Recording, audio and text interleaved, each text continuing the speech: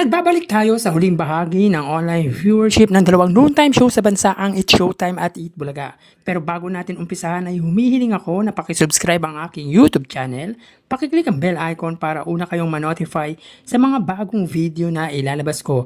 At idamay nyo na din na i-follow ang aking Facebook page na Mega TV at ang aking TikTok account na Kaparokya TV. Maraming salamat! So quick recap tayo mga kaparokya sa lumabas na views sa unang yugto at ikalawang yugto. Sa unang yugto, ang Eat Bulaga ay may 101,000 viewers at ang Eat Showtime naman po ay may 114,000 viewers. Sa ikalawang yugto naman po, ang Eat Bulaga ay may 106,000 live viewers at ang Eat Showtime naman po ay may 146,000 viewers. So mga kaparokya, sa kasalukuyan, ang It's Showtime po ay recorded or naka-recorded po ang kanilang episode at ang Eat Bulaga naman po ay live. So alam naman po natin, ang Eat Bulaga ay recorded or tape ang kanilang episode every Monday and Tuesday. Pero napapansin po natin mga kaparokya, ang It's Showtime po ay madalas pong naka-recorded or tape ang kanilang episode. Hindi po natin alam ang kadahilanan, maybe dahil may kanya-kanyang pong commitment ang mga host ng nasabing noontime show ng ABS-CBN. So pansin natin na nandyan na po muli si Vice Ganda, kung kaya't na-meet po nila ang average nila na 100,000 viewers mahigit. Samantalang 2 days na pong wala sa Eat Bulaga si Henyo Master Joey De Leon. So iba talaga kapag nandyan si Vice Ganda dahil naaabot nila ang average viewers nila. Pero kapag wala, tulad kahapon, ay di man lang sila umabot ng 90,000 viewers sa kanilang main YouTube channel. So tara ating alamin ang online viewership ng dalawang bigating noontime show.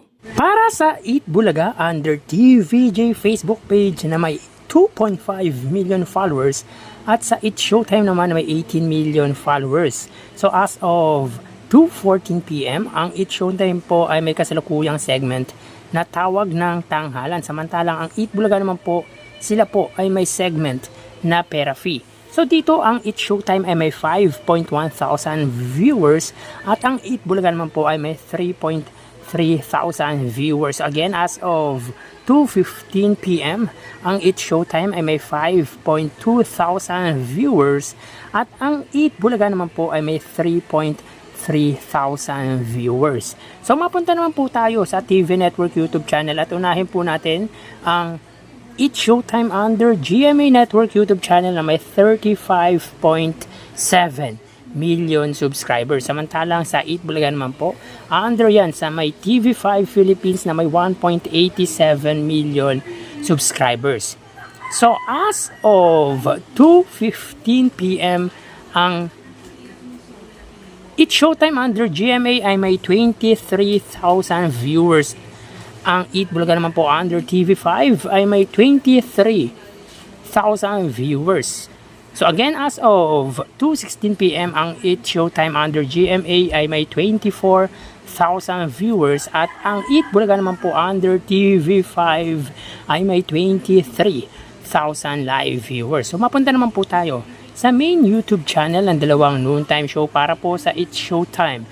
Under po yan sa ABS-CBN It's Showtime na may 2.29 million subscribers.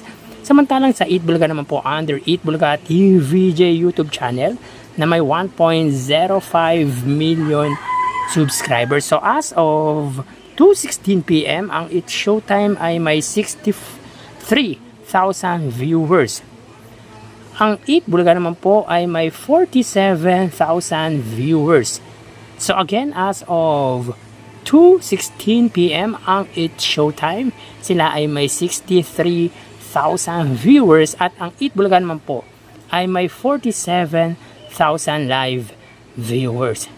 So bali, ang total na nakuha ng dalawang noontime show ay Mga kaparokya, bago natin ibigay ang total live viewership para sa huling yugto ng dalawang noontime show ay humihiling ako na pakisubscribe ang aking YouTube channel.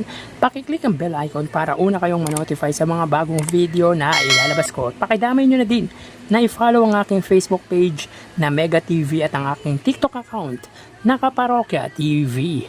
Maraming salamat! So bali ang total na nakuha ng Eat Bulaga sa huling yugto ay 73,000 viewers at ang Eat Showtime naman ay 93,000 live viewers. So yan po ang lumalabas sa kanilang online viewership as of 2:18 PM. At bukas so ay matutunghayan nyo na naman ang panibagong yugto ng ating online views update ng dalawang noontime show. Magpapaalam na po ako. Magsiingat. Thank you and God bless.